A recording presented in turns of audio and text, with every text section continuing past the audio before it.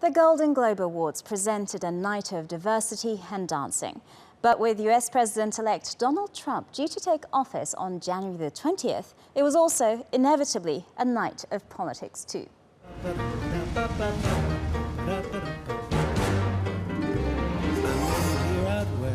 The Golden Globes are starting, but I'm stuck here in this mess. It was certainly a musical start to this year's Golden Globes, hosted by comedian Jimmy Fallon.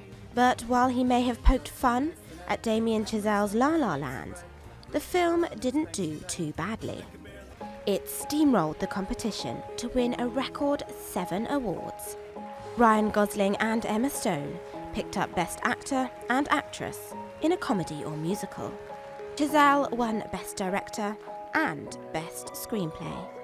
This is just so surreal, but the dream come true, the biggest dream come true I've ever had was literally our first day of shooting, standing there with the cameras rolling. That was just, and being surrounded by people like Emma, Ryan, and John, and my crew, it was the biggest gift. So all of this is just even more surreal because of that. I've taken all that on. La La Land's wins cemented its status as an Oscar favourite. But it has stiff competition from 2 other big winners of the night in Los Angeles. The gritty drama Manchester by the Sea, for which Casey Affleck won Best Actor in a Drama, and Moonlight, a coming-of-age movie about being gay and African American. Moonlight won the coveted Best Drama Award. The whole point of this film for Terrell and I, Terrell Alvin McCraney, the playwright, was to tell a very truthful story about how we grew up. And so going to Miami to make the film, because this story, I think, not that it's universal, I think it's very specific, to be honest, but we could have told this story in New Orleans, we could have told it in Atlanta, Georgia, where our budget would have gone much farther than it did in Florida, where there's no tax incentives. But Terrell and I are both from Miami, so the city, it's kind of cliche to say it was a character, but it really was. The awards were praised for their diversity. Viola Davis won Best Supporting Actress for Fences. But it does scream art. It does scream heart. I really want to thank Atlanta and all the black folks in Atlanta. Donald Glover got Best Actor in a Comedy Series for the critically acclaimed Atlanta. People, I couldn't be here without Atlanta. And Tracy Ellis Ross got Best Actress in a Comedy Series for her role in Blackish. I receive this award and hold this now as inspired by and being a face for, as standing on that stage for women, women of color, and colorful people. But the night belonged to Meryl Streep. Accepting the Cecil B. DeMille Award for outstanding contributions to the world of entertainment, she spoke out for the inclusivity of movies as Donald Trump prepares to take the highest office in the United States. Hollywood is crawling with outsiders and foreigners. And if we kick them all out, you'll have nothing to watch but football and mixed martial arts, which are not the arts. It was also a night for the Brits. Tom Hiddleston and Hugh Laurie won Best Actor and Supporting Actor in a miniseries for their roles in The Night Manager. The Crown also picked up Best Drama Series.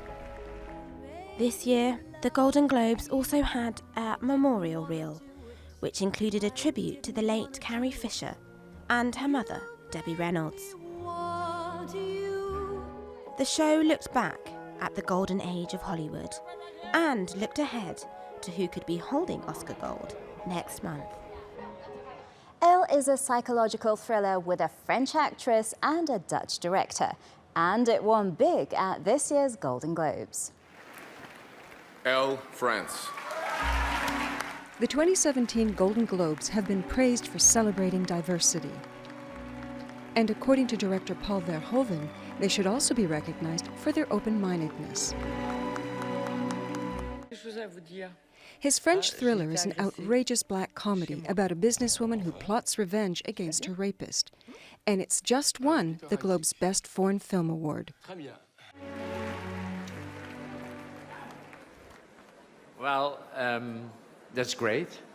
And I'm a bit amazed because the movie does not really invite you to sympathize with the character.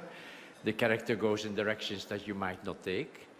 And so I really thank the Hollywood foreign press for being so open-minded. Verhoeven paid tribute to the film star Isabelle Huppert.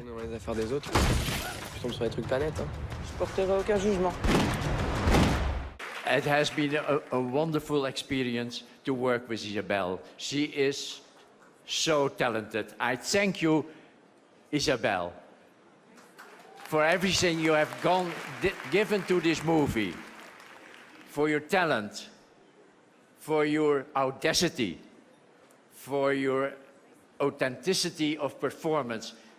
I think it was wonderful to work for you. You are wonderful, and I love you, and I love you, I love you.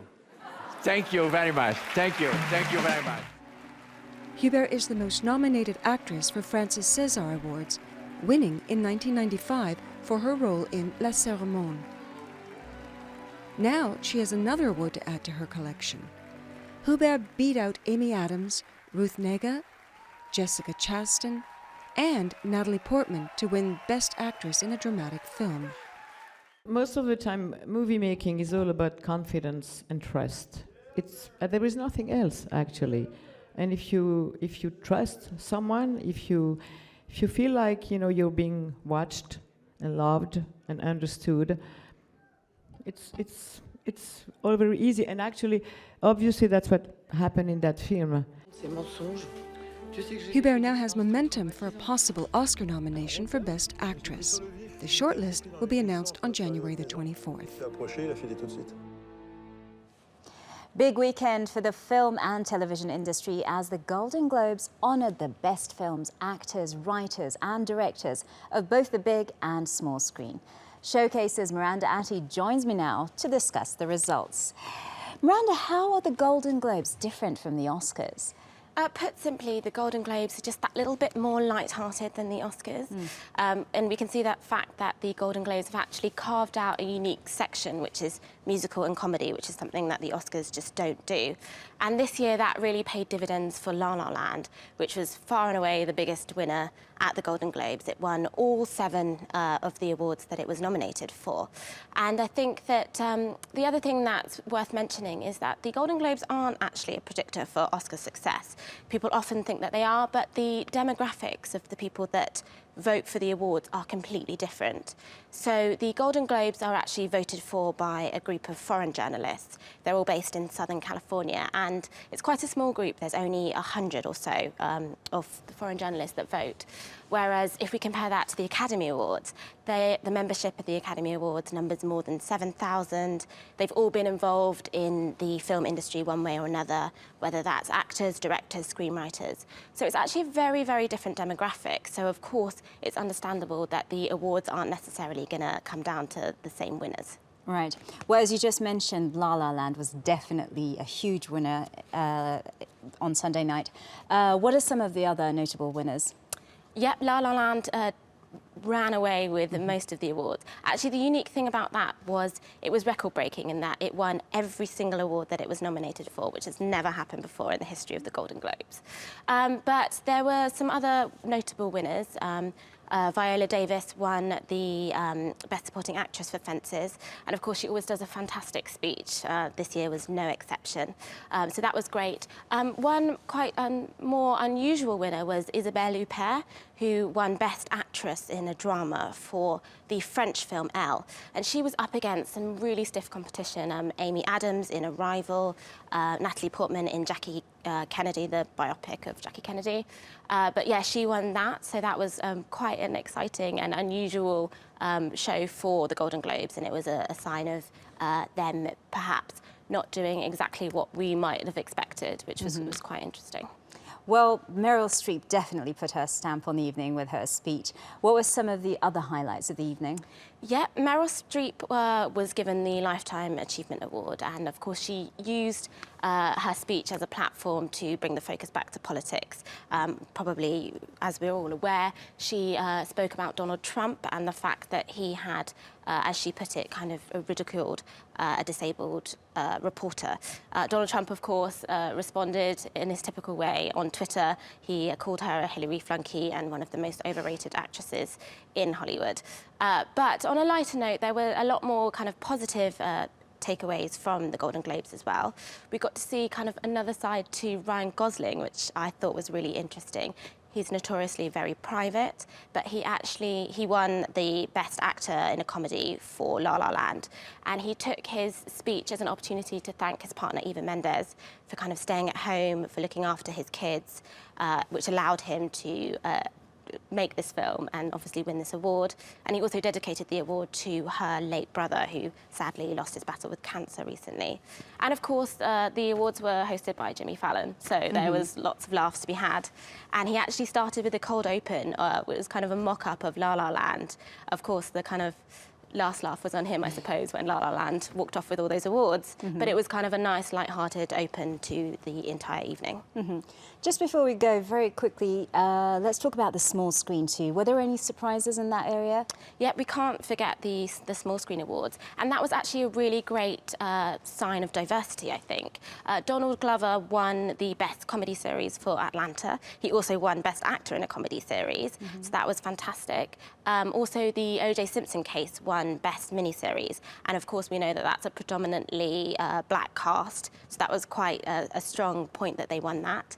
And Tracy Ellis Ross, she also won Best Actress in a Comedy Series for Blackish.